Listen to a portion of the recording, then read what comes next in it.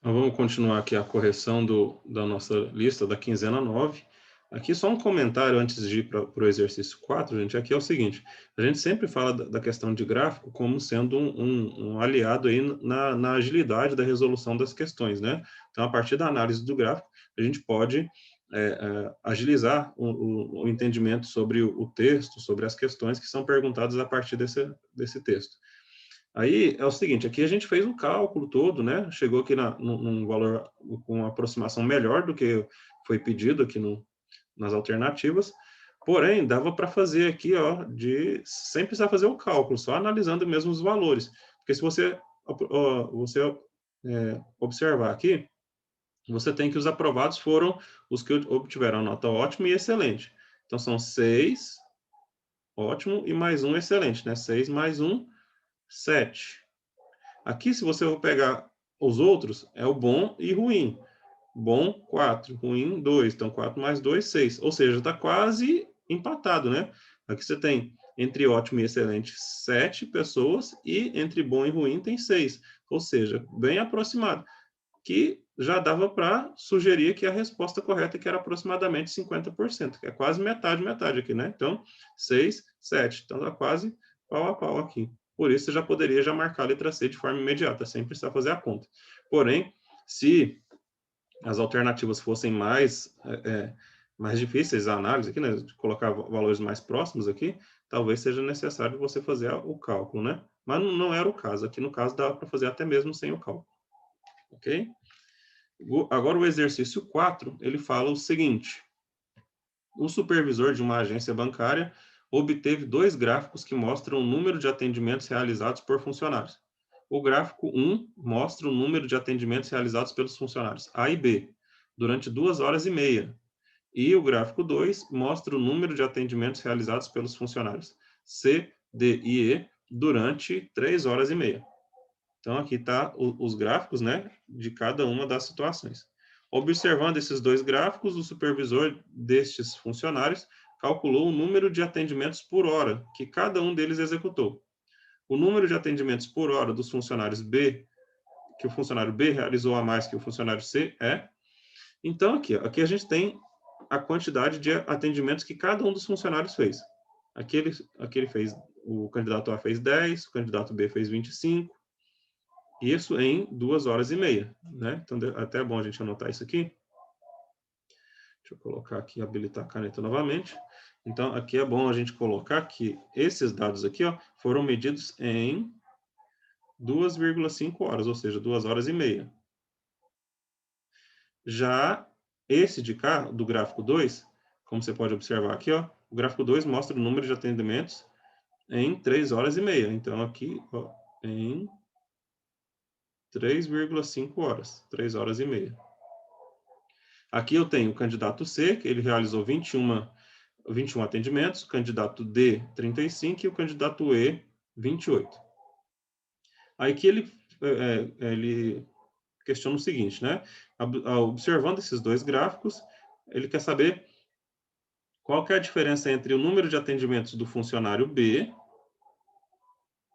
com relação ao funcionário C. Aqui, então, a gente não vai ficar perdendo tempo calculando quantos atenderam, como é que foi a média de atendimento do funcionário A, como é que foi a média do funcionário D e E. A gente vai focar só no B e no C. São só esses 2 que a gente vai focar. Então, vamos aqui, ó, o candidato B. Eu vou colocar aqui nesse espaço, né? Então, candidato B. O candidato B, ele teve 25 atendimentos. Ele atendeu 25 pessoas. 25 pessoas em 2 horas e meia.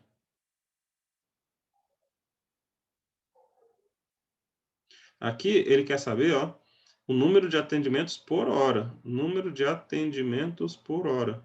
É justamente, então, isso que a gente vai fazer. Calcular quantos atendimentos que ele teve em relação às horas. É só fazer a divisão. 25 dividido por 2,5, faz a divisão, que é 25 dividido por 2,5, você vai achar o resultado 10. Então, são 10 atendimentos por hora. Então, esse candidato B, ele fez 10 atendimentos por hora. É só dividir a quantidade de pessoas que ele atendeu no tempo que ele gastou. Então, 25 dividido por 2,5 dá 10. Pode fazer a mesma coisa para o candidato B. Não, candidato C, desculpa. Então, candidato C agora. O candidato C, ele atendeu a 21 pessoas. Então, foram 21 atendimentos.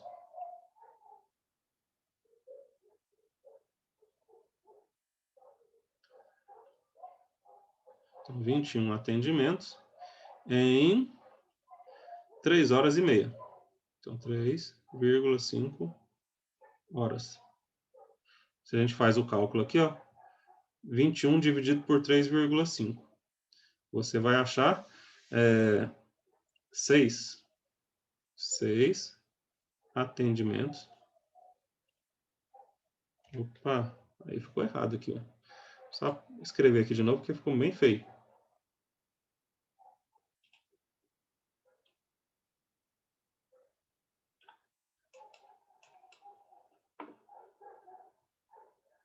Vou colocar aqui. Se você dividir, então, 21 por 3,5, você vai achar o valor 6. Então, são 6 atendimentos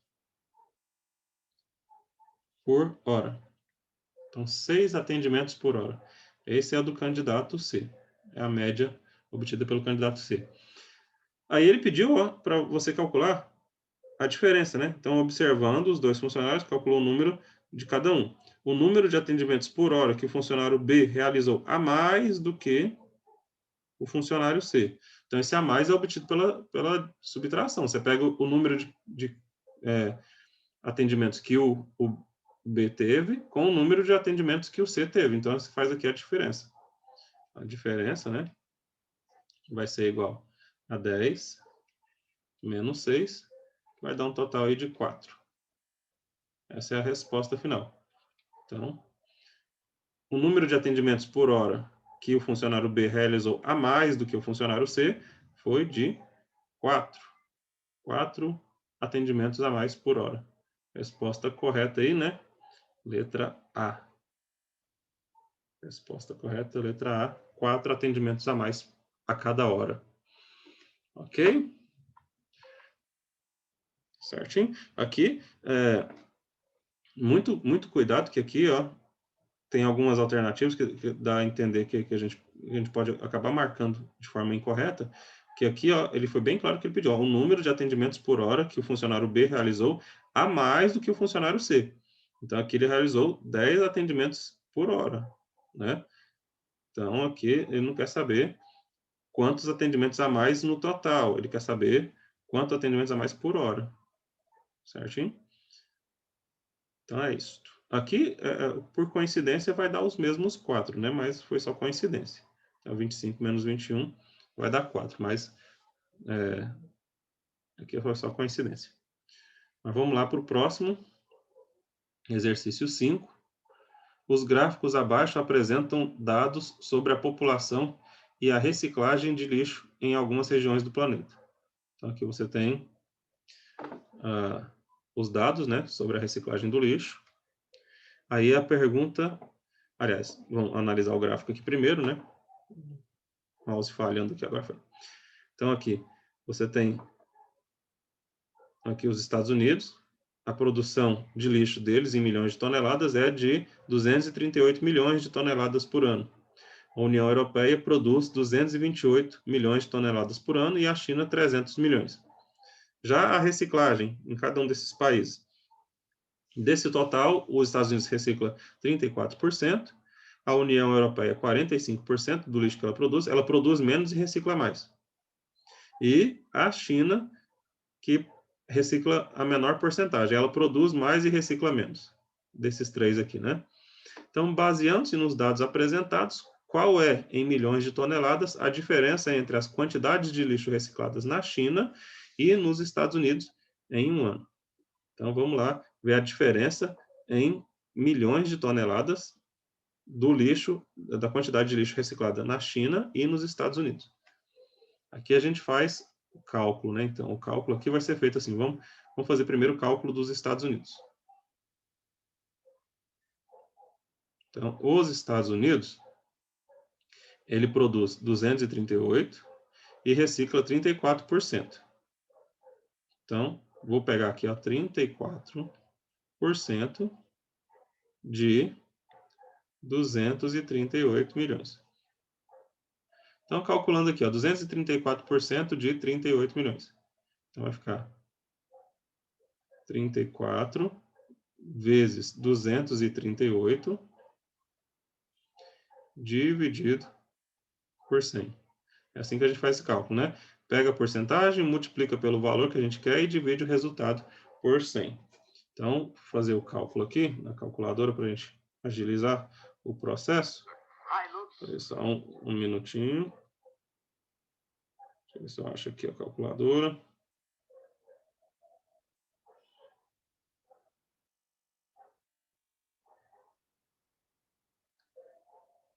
Estou com dificuldade de achar a calculadora aqui. Ó. É melhor fazer a conta na mão, né?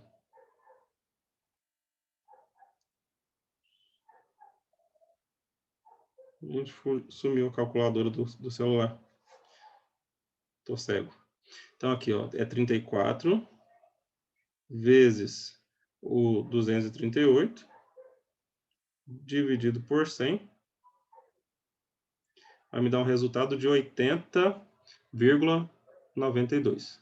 Então, 80,92. Então, quer dizer que os Estados Unidos ele recicla 80,92 milhões de toneladas de lixo por ano. Agora vamos ver a China. Então, a China, ela recicla 30%, então 30% da quantidade de lixo que ela produz. Então, 30% de 300 milhões. Então, aqui, ao multiplicar aqui, a gente pega 30 vezes 300 e divide o resultado por 100. Aqui, nesse caso, não tem necessidade de a gente fazer a conta na calculadora, né? Porque aqui é fácil, né? 30 vezes 300 vai dar 9.000. 9.000 dividido por 100 vai dar 90. Tá aí. Então, quer dizer que mesmo produzindo mais, e a porcentagem aqui, ó, estando um pouquinho abaixo dos Estados Unidos, ela acaba reciclando em valor absoluto mais lixo do que nos Estados Unidos. Aqui eles reciclam 90 milhões de toneladas, lá nos Estados Unidos eles reciclam 80, né? 80 milhões de toneladas. Tá aí. A gente pode fazer o cálculo agora para saber a resposta correta, né? Então, fazendo o cálculo aqui, que aqui a gente tem o valor absoluto de cada um. A gente precisa fazer o cálculo para saber qual é a diferença de um para o outro. Então, a gente pega o da China, que é 90, menos o dos Estados Unidos, que é 80,92. Então, faz essa conta aí. 90 menos 80,92, você vai chegar no resultado que é 9,08. Resposta correta, então, letra A. 9,08. A diferença de um para o outro. Então, a China, ela recicla em valor absoluto mais que os Estados Unidos. Então, muito cuidado com o gráfico, né? Porque às vezes a gente analisa só o gráfico e esquece de fazer aqui o cálculo e acaba fazendo errado, né? Porque em porcentagem a China produz mais toneladas de lixo, porém que é maior do que a quantidade dos Estados Unidos, também, lógico, mas na porcentagem aqui, ó, a diferença é muito pouca. Os Estados Unidos reciclam pouca coisa a mais. E se a gente for calcular as porcentagens, que são bem parecidas, são quase idênticas aqui, acaba que uma porcentagem aplicada sobre um valor maior dá um valor total também maior. Por isso que aqui acaba que a China faz uma reciclagem maior do que a dos Estados Unidos. E dá essa diferença de 9,8 milhões de toneladas a mais do que os Estados Unidos reciclam. Então, é isso daí. Vamos lá para o próximo exercício.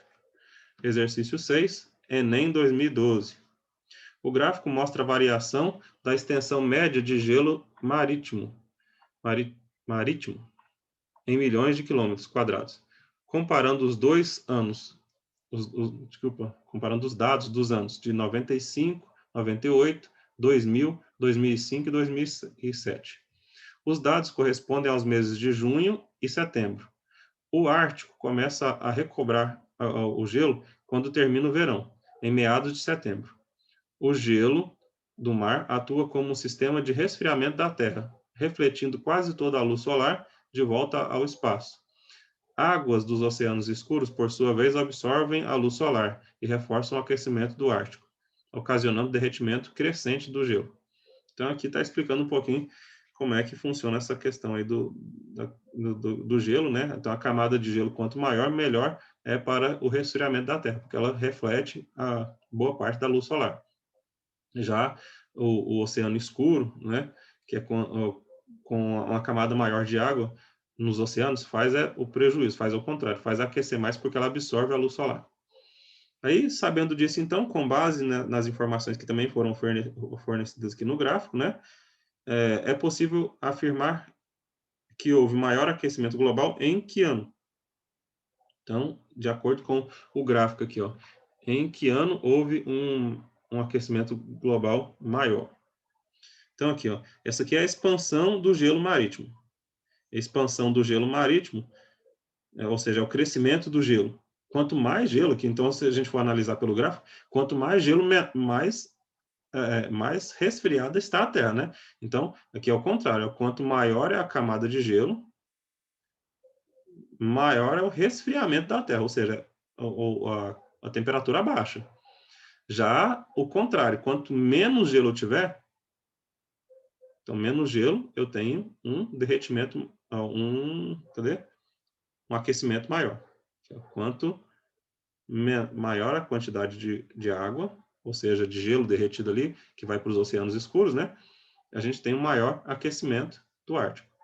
Então, aqui, ó, aqui em 95 é onde a camada de gelo, que é a extensão do gelo marítimo. Em 95 é onde ela está maior. Em 95 é a maior camada de gelo que a gente tem aqui, ó. Essa é a maior extensão da camada de gelo. Aí em 98 diminuiu. Diminuiu a extensão da camada de gelo. Então, se diminui a questão do gelo, vai aumentando a temperatura. Quanto menos gelo tiver no Ártico, eu vou ter mais luz solar sendo absorvida pelo mar.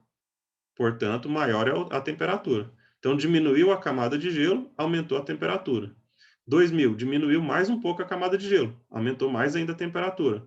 2005, diminuiu, aumentou a temperatura. E, por fim, a gente tem 2007 aqui, ó. 2007 é a camada mais baixa de gelo que a gente teve nesse período. Então, em 2007, teve a menor camada de gelo.